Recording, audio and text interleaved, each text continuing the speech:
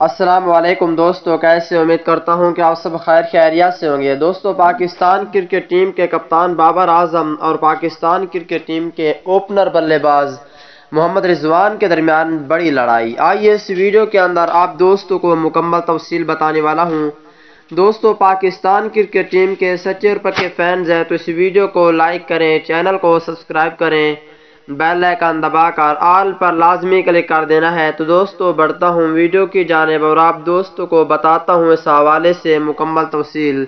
دوستو، Pakistan بمقابلہ West Indies دوسرا ٹی20 match آج نیشنل اسٹیڈیم کراچی میں کھیلا جا رہا ہے۔